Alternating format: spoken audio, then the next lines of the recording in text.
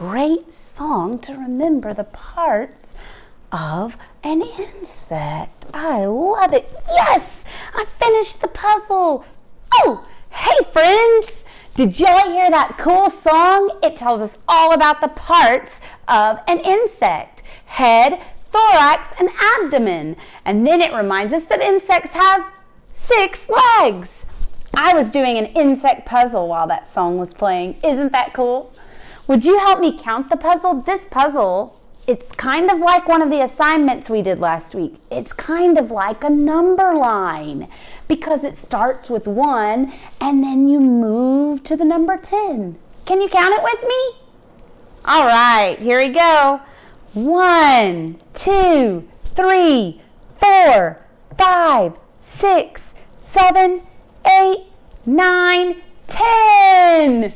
Great job on the insect puzzle. All right. Well, I'm sure glad you're here to join me because I want to show you about a few finds from a nature walk. I'm going to lay this piece of white paper here, and I'm going to bring, let me bring the ones that I like the least first. A longhorned beetle and a rose chafer. Look at those 2 beetles there. They're kind of creepy looking if you ask me. What do we notice about these 2 beetles? Oh, one of them has 2 antennae up here. Good.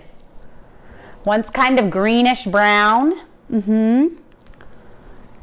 This is called a longhorned. It's hard to see probably, but it has kind of like a little horn that comes off of the front of its head. They do each have 6 legs. You know, beetles are interesting bugs because they can live in all kinds of places in the world. In fact, they can live anywhere in the world except the ocean. Interesting, right? These again are beetles. Beetles have a hard set of wings that are kind of like hard shells that cover their flying wings. So they really have 2 sets of wings. Let me show you another insect.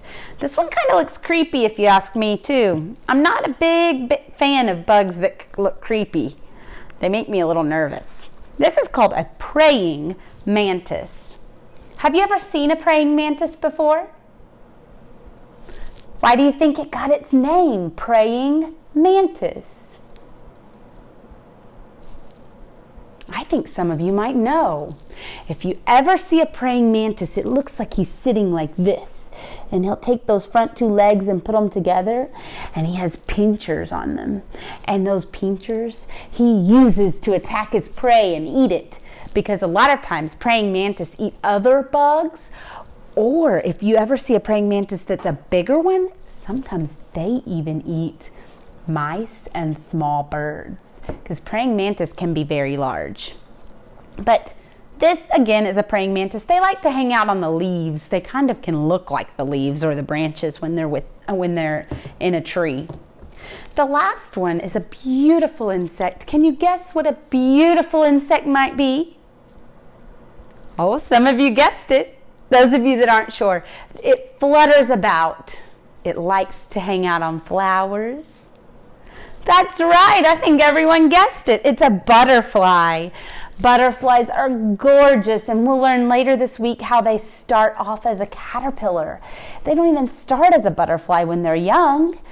Butterflies are gorgeous, but I learned something this week that I never knew before. There's another insect that's very similar to the butterfly. What is it? The moth. Good. To tell the difference between a butterfly and a moth, one thing you can do is pay attention to when you see it. Is it daytime or is it nighttime? Because a lot of times butterflies hang out in the daytime. They fly around in the daytime. And moths, they're more at nighttime. They're out more at nighttime. But let me tell you about this butterfly and the moth. Another way you can tell the difference is when a butterfly is resting, it takes its wings and puts them together straight up above its body.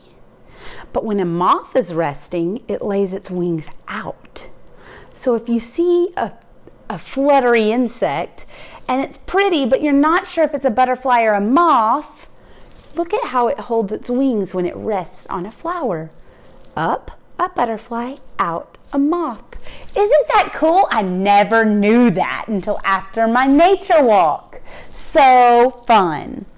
Well, so we learned that there are different kinds of insects, and we saw a few just now. And when you were listening to my song earlier, you probably noticed that there are different body parts on an insect. Let's look at what those are. An insect has 3 main body parts. 1, 2, 3. The head, thorax, and abdomen. An insect also has 6 legs. 1, 2, 3, 4, 5, 6. If you look, this says 3 pairs of legs. A pair is 2. So if I have 3 pairs, it's 2, 4, 6. 6 legs. It has 2 antennae, also called feelers. Sometimes they use their antenna to feel things. And some insects even have wings. Not all insects, but a lot of insects have wings. Isn't that interesting? I want you to look with me at a sorting game. This card says to sort insects and spiders by the number of legs. We're going to look at some bugs, count their legs, and put them on the correct log. Can you help me with that? All right, we have 6 and 8. Let's see. Here is a grasshopper. 1, 2, 3, 4, 5, 6. A grasshopper has 6 legs. I'm going to put it on the top log. Let's look here. 1, 2, 3, 4, 5, 6, 7, 8. This is a spider because it has 8 legs. I'm going to put it on the bottom log. Oh, a bee. Bzzz. 1, 2, 3, 4, 5, 6. 6 legs. Which log does it go on? Good, the top log. Oh, creepy. 1, 2, 3, 4, 5, 6, 7, 8. That's right, friends. A spider, 8 legs. And ooh, look at this furry thing. If I saw one of those, ooh, I might run. 1, 2, 3, 4, 5, 6, 7, 8. That means it's a spider. And a ladybug. 1, 2, 3, 4, 5, 6. Ooh, I noticed the ladybug has a hard shell set of wings and flying wings. It must be a beetle. Cool. 6 legs. Okay, so we have 3 bugs up here that have 6 legs and 3 that have 8. I wonder why it's important for me to count the legs. Does anybody know?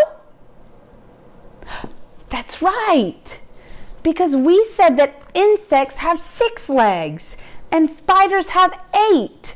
That must mean that spiders are not insects. Let's go over what we said the parts of an insect are. All right. We have a head, a thorax, and an abdomen. We have antenna, 6 legs, and sometimes wings. Good job! On your next nature walk or the next time you're outside, I want you to look and see how many different kinds of insects you can find, all right? Thanks for coming. We'll talk later. Bye-bye.